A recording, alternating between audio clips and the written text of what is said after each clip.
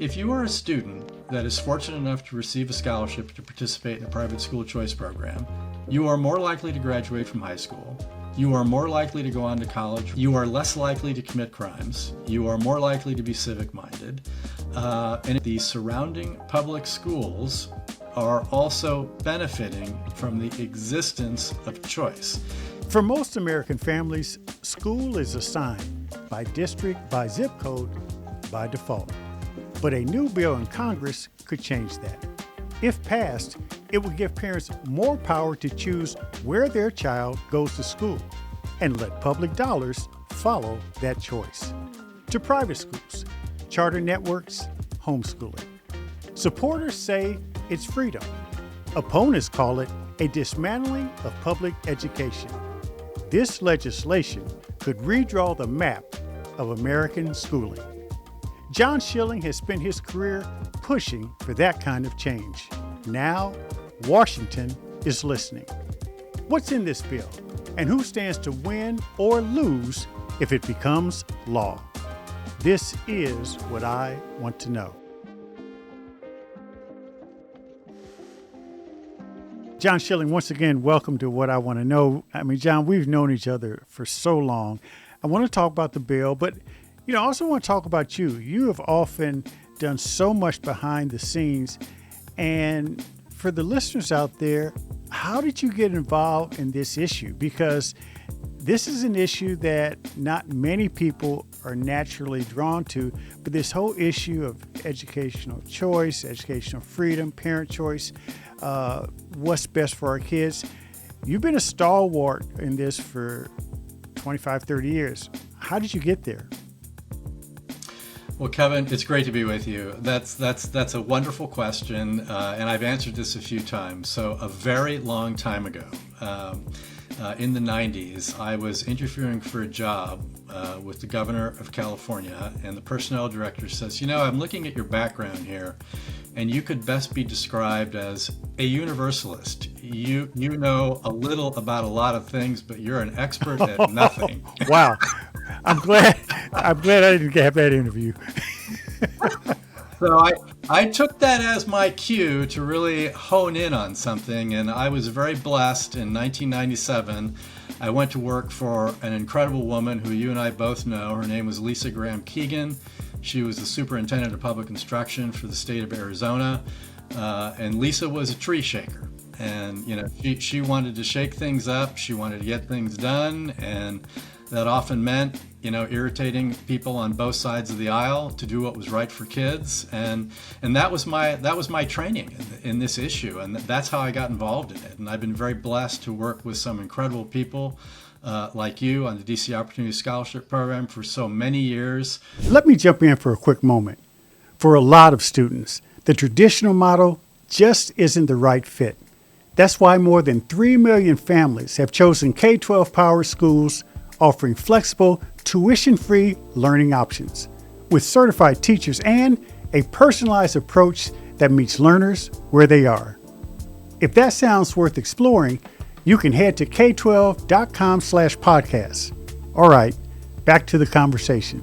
I was able to run the American Federation for Children for many years, where we worked in states all over the country to bring educational freedom to children and parents, and it's been a great journey, and I just feel so fortunate to be a part of this work. What's interesting is, as you mentioned, you and I worked closely together for several years, but so much of the work that we did was state by state, where we would try to have a quality-based charter school law or educational freedom law passed.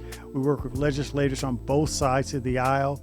Talk a little bit about that transition from doing the state work to now your involvement in helping to drive this federal legislation, which is a whole different animal. Yeah, it is a whole different animal. And, the state work, it's very different because I feel like at the state level, you do have a greater opportunity to penetrate non-traditional constituencies to get them to come aboard some of this stuff. It's not easy. By and large, as you know, particularly on the private choice side, this has been driven by Republicans around the country. And here at the national level, while we have been involved in the national level through the DC Opportunity Scholarship Program and through this idea of a federal scholarship tax credit for many years, the momentum really shifted, I think, over the last 5, 6, 7 years. It began with Secretary Betsy DeVos in the first Trump administration when she popularized this concept of a federal tax credit scholarship. But here at the federal level, the dynamics are so different. It is so polarized at the federal level, and it's very difficult to make inroads with the other side, and you sort of have to approach things a little bit differently. But I feel like we have done a very good job. Advocates who have been pushing for this to help educate members about why it's necessary for Congress to be involved in school choice, because we all know, we've all been taught to believe education is a state and local issue, period. But for those of us that have been involved in this, we know that the federal government provides about $80 billion annually for K-12 education. And they've never really moved on school choice at the federal level. And we've tried to construct something that we think respects federalism, but will also complement what states around the country are doing. And we think that this will ultimately bring educational opportunity to a lot of states that perhaps wouldn't get it on their own. So let me ask you this, and I want to get into the details of the bill. And one of the first things I want you to answer after I ask this other question is, what is a federal tax credit? I mean, in education, what it looks like. But is there any incongruity between closing the Department of Education, where there's less federal involvement, and this bill, which would almost expand the federal government's role state by state in some of these scholarship offerings? Yeah, so this is a conversation I have with a lot of folks because abolishing the Department of Education, as you know, captures a lot of headlines. Yep. It creates a lot of anxiety. That's why I asked. and what I say to people is these two things have nothing to do with each other. So the construction of a federal scholarship tax credit is the most important word there is tax. This is a tax bill, so it is really not even an education bill. It is a tax bill, and the way that this works, as it works in 21 states around the country, is individual and corporate donors contribute to nonprofit scholarship granting organizations who then provide scholarships to students. So the donors, they will receive a 100% non-refundable tax credit, and the parents and the students are the beneficiaries of this. So it really doesn't have anything to do with the Federal Department of Education. It is not a federal program. It's very important. This is not a federal program. And it does not take any funding away from whatever the federal government is currently providing for K-12 education. And that's a really important point. And we tell people that the beauty of this is that we are adding private money to our K-12 education, which will accrue directly to the benefit of students. What's powerful about that is the best example in the state of Florida, where they had the most robust tax credit program, scholarship program, and you had a lot of corporate donors give money to the entity running the program in Florida, so that working class, low income kids will be able to attend private schools of their choice. And while there was some pushback on it initially, a lot of Democrats in the state of Florida supported the program, African American Democrats, and you had a lot of kids benefit. Do you see Florida as an example about what's possible with this federal bill if we go state by state? And then talk about whether or not it will automatically apply to all states. So Florida is the nation's model education choice state. And this all began, as you know, in the late 90s under Governor Jeb Bush. And the state of Florida has kept their foot on the gas, and they have continued to create more and more opportunities for their citizens. And one of the great things about Florida is we saw that once more and more kids were able to participate in what they were doing, you were moving into a lot of different constituencies. And the folks in Florida, particularly the folks that Step Up for Students, they would work very hard to bring those beneficiaries in to see their legislators, who were often, Democrats, African American Democrats, Hispanic Democrats, white Democrats. And eventually you started to get to a point where you were building bipartisan support for this, which is great because the politicians realized that their constituents were truly benefiting from this. And that's what this is about. And I think with this federal scholarship tax credit, it will not only complement what states like Florida are doing, and there are now 32 states that have some form of private school choice. Because what we are trying to do here with this federal scholarship tax credit is it can be stacked on top of whatever a state is doing. So you are increasing purchasing power for parents and you're helping more kids. And then in addition to that, it will create opportunities in places like New York and California, Michigan, Massachusetts, New Jersey, Colorado, places that have not been able to get around that corner to expand education freedom. So my hope is that what we experienced in Florida over the last 20 years, with this becoming more of a bipartisan issue, I am hoping that this is going to happen around the country when we get this done, because we're going to create a lot of beneficiaries who are going to be in a lot of districts who are represented by Democrats, and we're going to try to get these folks in to see their policymakers and say, look, this stuff works. This is not a Republican or a Democrat issue. This is about kids. It's about so a couple quick questions. And the way the federal legislation is going to be presented, states have to opt in. Is that right? No, they do not. So under this legislation, states do not have to opt in. It's available. It's available. The relationship is between the taxpayer, the scholarship granting organization, and the Treasury Department. There's no it doesn't impact on education funding that takes place in the state. These are all private donors. All private donors. It has no bearing. It does not, notwithstanding some of the assertions from people who oppose our work. This does not take money from either what the federal government is providing for K-12 education, nor what any state is providing for K-12 education. This is additive. So let me ask you this, because this is something that's also been said. Some believe that it will dismantle public education and public school districts. And looking at Florida as an example, they've got 25 years experience with this.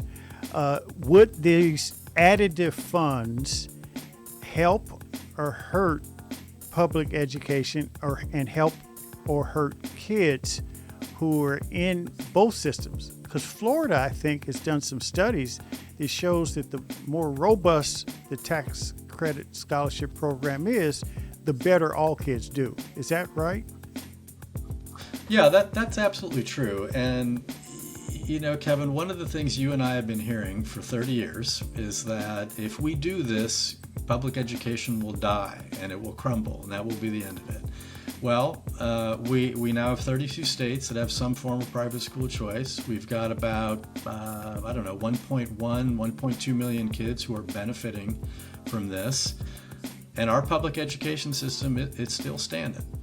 It hasn't crumbled. It's still there. It still needs help.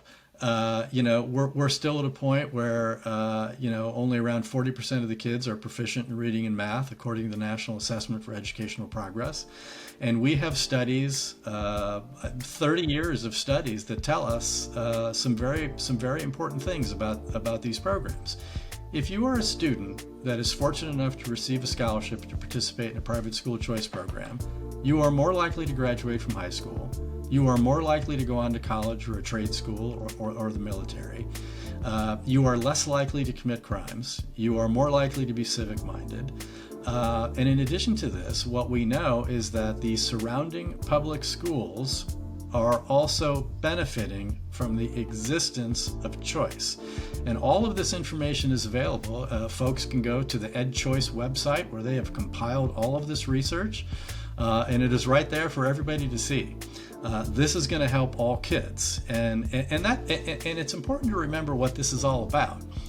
It shouldn't be about whether a child is going to a traditional public school down the street, a charter school, an online school, a micro school, a home school.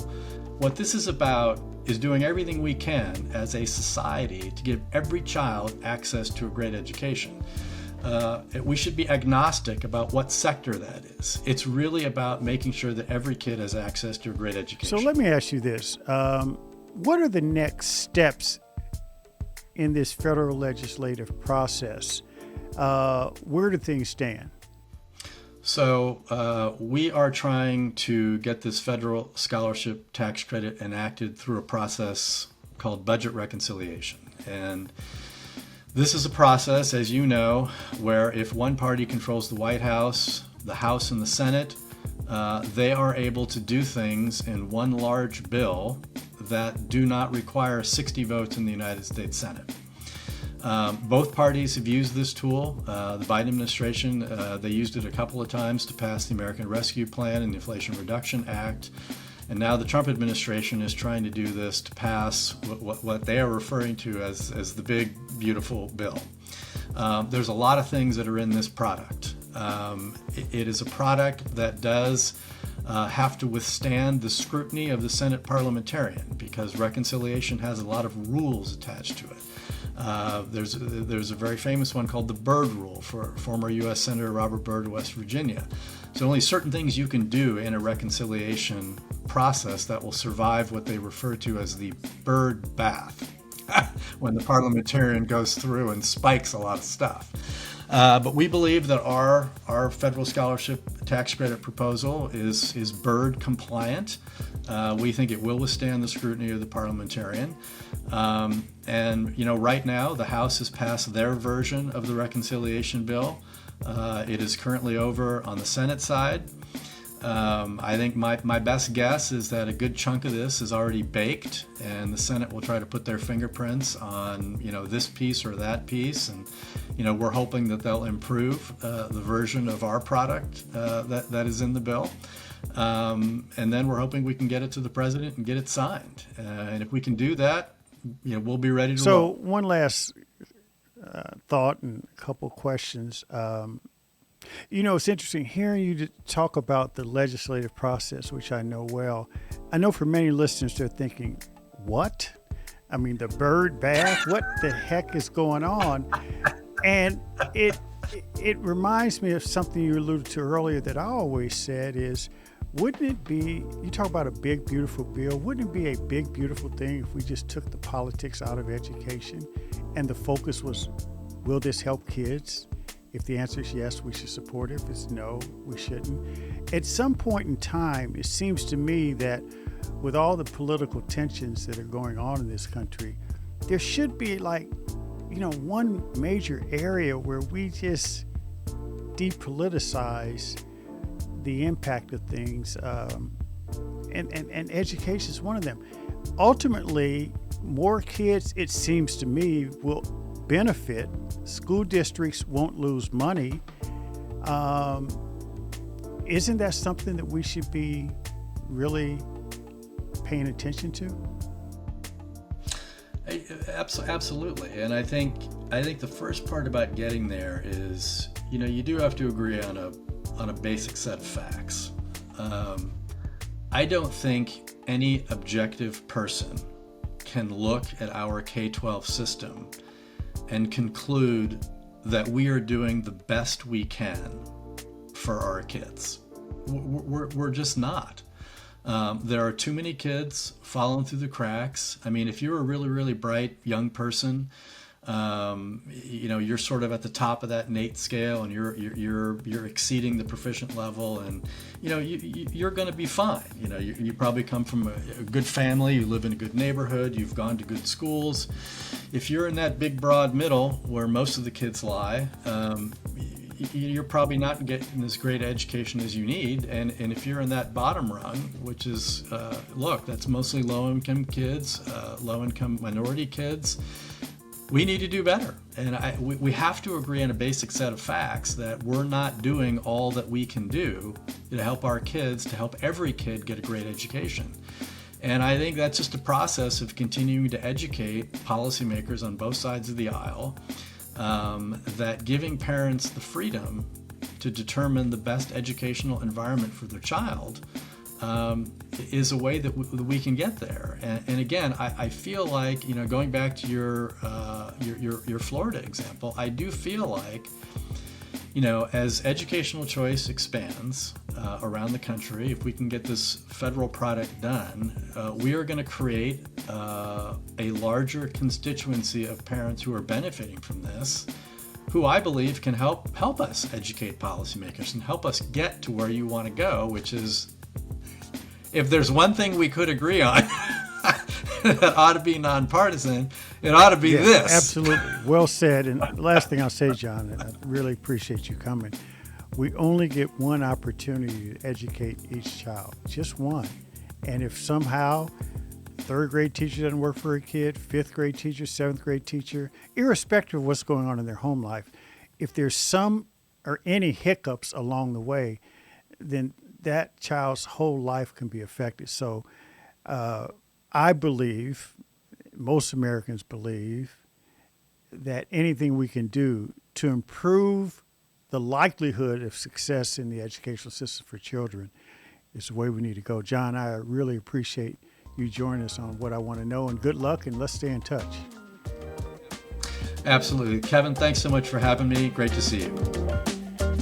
Thanks for listening to What I Want to Know. Be sure to follow and subscribe to the show on Apple Podcasts, Spotify, or your favorite podcast app so you can explore other episodes and dive into our discussions on the future of education. And write a review of the show. I also encourage you to join the conversation and let me know what you want to know using hashtag WIWTK on social media. That's hashtag WIWTK. For more information on Stride and online education, visit stridelearning.com.